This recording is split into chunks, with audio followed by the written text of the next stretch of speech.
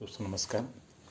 राजस्थान लोक सेवा आयोग द्वारा आयोजित आरएस प्रारंभिक परीक्षा का स्तर भी पिछले कुछ सालों से बहुत अच्छा हो चुका है और इसका कारण है कि कंपटीशन बहुत टफ हो चुका है।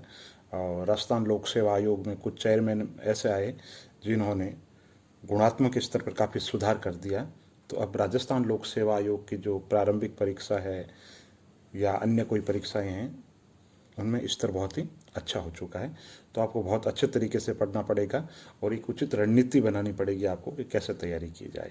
तो सबसे पहले आरएस के सिलेबस के अकॉर्डिंग आप रणनीति बनाएं। सिलेबस टू द पॉइंट होना चाहिए। सिलेबस का एक एक जो पॉइंट है वो आपको याद होना चाहिए।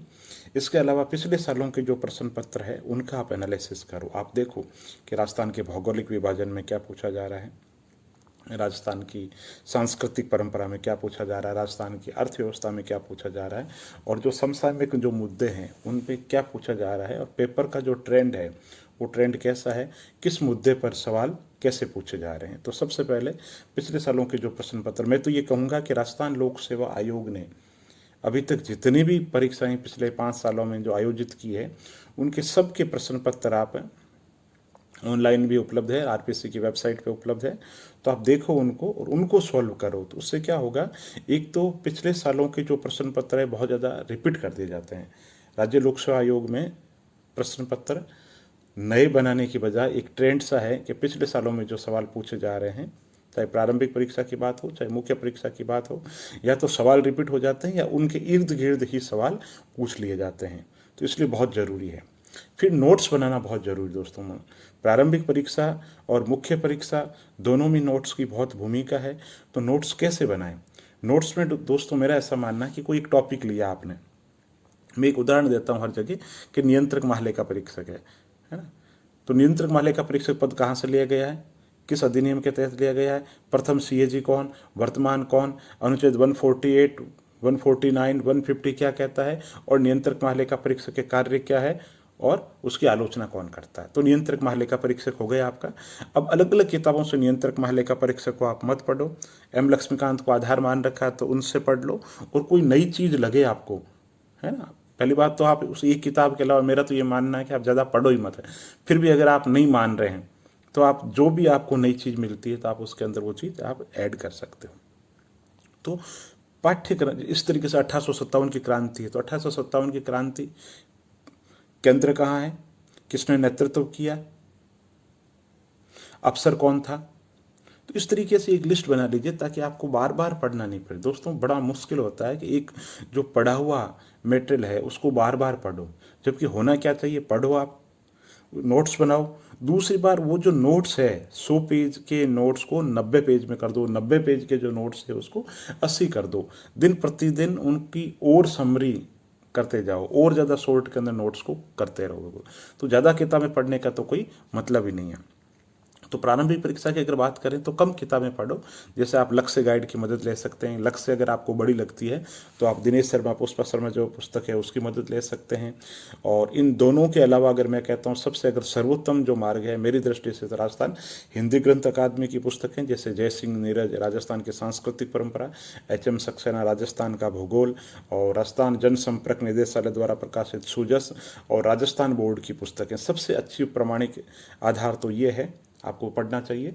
और ये पढ़ लेने के बाद में आपको कोई एमसीक्यू ऑब्जेक्टिव गाइड एक बार मिला लेनी चाहिए ताकि स्थायी स्मृति के अंदर आपके लिए वो चीज़ें चली जाएगी, बार बार आपको पढ़ने की ज़रूरत नहीं रहेगी। ये राजस्थान के सामान्य अध्ययन की बात होगी। इसी तरीके से भारत का जो भूगोल है उसके लिए एनसीईआरटी रामबाण औषधि है, महेश बर्णवाल जो पुस्तक है वो भी पढ़ सकते हैं। इसके अलावा इतिहास की बात करें तो प्राचीन मध्य काल के लिए आधुनिक प्राचीन मध्य के लिए आप एनसीईआरटी पढ़ सकते हैं और आधुनिक जो भारत है उसके लिए आप स्पेक्ट्रम की गाइड है पढ़ सकते हैं। और पढ़ने के लिए स्पेक्ट्रम गाइड इसलिए सलाह दे रहा हूँ कि मुख्य परीक्षा के अंदर भी वो गाइड बहुत ही काम की है। और इतिहास के अंदर जो ज़्यादातर सवाल पूछे जाते हैं वो मुख्य राष्ट्रीय आंदोलन से संबंधित पूछे जाते हैं, चाहे प्रारंभिक परीक्षा हो चाहे मुख्य परीक्षा हो। भारतीय अर्थव्यवस्था के लिए मैं आपको कहूँगा एनसीईआरटी पढ़ो। इसके अलावा प्रतियोगिता दर्पण का अतिरिक्त अंक है, बहुत ही उपयोगी है, आप उसकी मदद ले सकते हैं। इसके अलावा अगर हम बात करें समसामयिक मुद्दों की, तो एक राष्ट्रीय स्तर का अखबार होना चाहिए और प्रतिउत्तर दर्पण, क्रॉनिकल या दृष्टि, इनमें से कोई एक मैगजीन जो आपको उपयुक्त लगे वो आप पढ़ सकते हैं। तो कहने का मतलब है राजस्थान के, और मैथ्स और रीजनिंग की बात करें तो दोस्तों मैथ्स रीजनिंग के अंदर RS अग्रवाल पढ़ सकते हैं। एस चांद की पुस्तक है, बहुत अच्छी पुस्तक है। और अगर आपको लग रहा है कि गणित है आपकी पकड़ में नहीं आ रहा, बहुत मेहनत करने के बावजूद भी आप सोल्व नहीं कर पाओगे, तो आप देखो कौन से पोर्शन है जिन पे आप अच्छे तरीके से पढ़ सकते हैं, पकड़ बना सकते हैं। वो जो 4-5 सवाल आपको मिल जाएंगे उन्हीं पे कीजिए। बाकी अगर लग रहा है कि रिजल्ट नहीं आने वाला है, तो गणित को ज़्यादा पढ़ने के बजाय वो जो ध्यान है राजस्थान का इतिहास, राजस्थान की कला, संस्कृति, भूगोल, समसामयिक, उस पर ध्यान दीजिए। इसी तरीके से दोस्तों विज्ञान की बात करें तो विज्ञान के लिए NCERT पढ़ सकते हैं, या दूसरा विकल्प लुसेंट गाइड है वो पढ़ सकते हैं। और थ्योरी पढ़ने के बाद उसके ऑब्जेक्टिव मिला सकते हैं। तो और विज्ञान में भी मैं ये कहना चाहूँगा, विज्ञान के अंदर ऐसे जो पोर्शन है जो आपको समझ में नहीं आए, जैसे भौतिक विज्ञान से संबंधित, तो उनको छोड़ दीजिए। दैनिक जिंदगी के अंदर काम आने वाली जो चीज़ें हैं उन पे ज़्यादा फोकस कीजिए, जैसे मानव शरीर हो गया, मानव की बीमारियां हो गई, इस तरीके के जो सवाल है, नैनो बायोटेक्नोलॉजी का हो गया, अंतरिक्ष प्रोग्राम हो गया, इस तरीके के मिसाइल प्रोग्राम हो गया, जिनके इर्द गिर्द सवाल घूमते हैं, उन पर थोड़ा सा ज़्यादा फोकस कीजिए। तो दोस्तों कहने का मतलब यह है कि प्रारंभिक परीक्षा के लिए आप पिछले सालों के प्रश्न पत्र को देखते हुए रणनीति बनाओ और उसकी अनुरूप तैयारी करो आप, ताकि आपके लिए सफलता का वर्णन करना बहुत ज़्यादा आसान हो जाएगा। वरना सफलता का वर्णन नहीं कर पाओगे। प्रारंभिक परीक्षा ऐसा है, अगर पास हो जाए तो कोई बड़ी उपलब्धि नहीं है, लेकिन अगर आप अनुत्तीर्ण हो जाते हो इस परीक्षा के अंदर, तो आपकी सारी संपूर्ण जो रणनीति है वो मुख्य परीक्षा के लिए जो आपने की वो भी धरी की धरी रह जाती है। इसलिए प्रारंभिक परीक्षा को हल्के में नहीं ले, क्योंकि प्रारंभिक परीक्षा में कॉम्पिटिशन बहुत टफ होता जा रहा है। अदर स्टेट के लोग वो भी आ रहे हैं, और राजस्थान में एग्ज़ाम की तैयारी करने वाले बहुत कैंडिडेट हो चुके हैं। इसलिए लापरवाही में तो बिल्कुल नहीं ले प्रारंभिक परीक्षा को। तो प्रारंभिक परीक्षा की हम बात करते हैं मुख्य परीक्षा की। तो मुख्य परीक्षा के अंदर 4 प्रश्न पत्र होते हैं, और इसमें दोस्तों जो सामग्री है आपके पास में, ज्ञान है, कच्ची सामग्री, वो तो होनी चाहिए। इसके अलावा जो प्रस्तुतिकरण है वो बहुत ज़्यादा मायने रखता है। आप 2 पंक्तियों में और 6-7 पंक्तियों में और 10-12 पंक्तियों में उत्तर देने होते हैं। 15 शब्द, 50 शब्द और लगभग 100 शब्दों के अंदर उत्तर देना होता है। तो लेखन शैली अच्छी होनी बहुत ज़रूरी है। आप बात किस तरीके से कह पाते हो, सारगर्भित पॉइंट में कह पाते हो कि नहीं कह पाते हो। इंदिरा गांधी नहर परियोजना आपने 200 शब्दों में तैयार कर रखा है, और वो इंदिरा गांधी नहर परियोजना 15 शब्द में भी पूछ सकते हैं, 50 शब्द में भी पूछ सकते हैं। तो आपको पता होना चाहिए क्या लिखना है और क्या छोड़ना है। मेरा तो आपसे ये कहना है कि मुख्य परीक्षा का एक एक जो पॉइंट है उसको आप 15 शब्द में और 50 शब्द में लिख करके अभ्यास कर लो। जैसे इंदिरा गांधी नहर परियोजना, तो उसको 50 शब्द में लिखो, और ताकि फिर बाद में बड़ा तो इजीली कर सकते हो, लेकिन संक्षेपण करना बहुत ही मुश्किल होता है।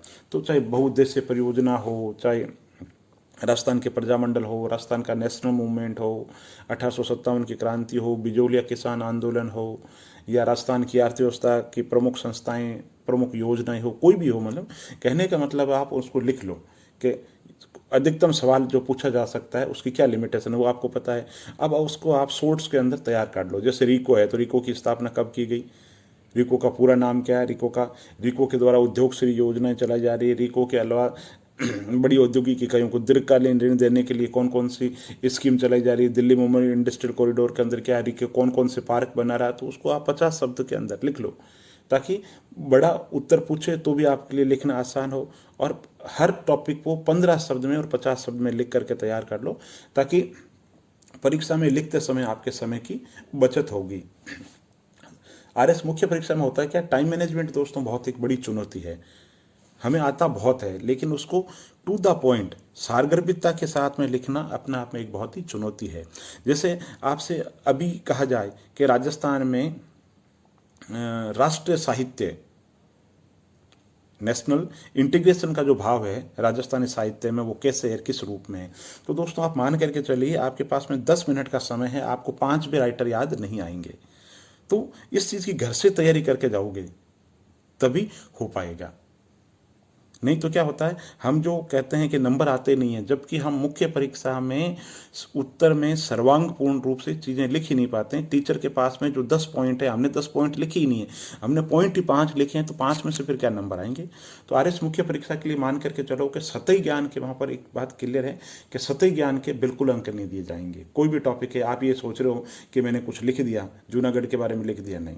किसी भी, चाहे मंदिर हो, चाहे मस्जिद हो, चाहे कोई योजना हो, कुछ भी हो, उसकी सारी जानकारी और बहुत शॉर्ट में कहोगे तभी नंबर आएंगे। तो मुख्य परीक्षा एक अभ्यास है और ये कला है, और कला जो है ये समय के साथ में विकसित होती है। जितना ज़्यादा अभ्यास करोगे उतना ज़्यादा निखरेगा और आपकी जो लेखन शैली है वो विकसित होती रहेगी। और दोस्तों, मैंने इस वीडियो के डिस्क्रिप्शन में आरएस मुख्य परीक्षा की तैयारी के लिए कैसे लिखें एक लिंक दे रखा है आर्टिकल का। वो आर्टिकल है 1500-2000 शब्दों का, आप जरूर पढ़िए। मुख्य परीक्षा के लिए आप बहुत ज़्यादा उपयुक्त रहेगा। तो दोस्तों, आरएस को लेकर के समय समय पे वीडियो अपलोड करता रहूँगा। आप मुझे बताइए आप किस टॉपिक पे वीडियो सुनना चाहते हैं और आप किस एग्ज़ाम की तैयारी कर रहे हैं। तैयारी में कोई किसी तरीके की दिक्कत आ रही है तो आप मुझे प्रतिक्रिया करके बताइए। चैनल को लाइक कीजिए, सब्सक्राइब कीजिए। बहुत बहुत धन्यवाद।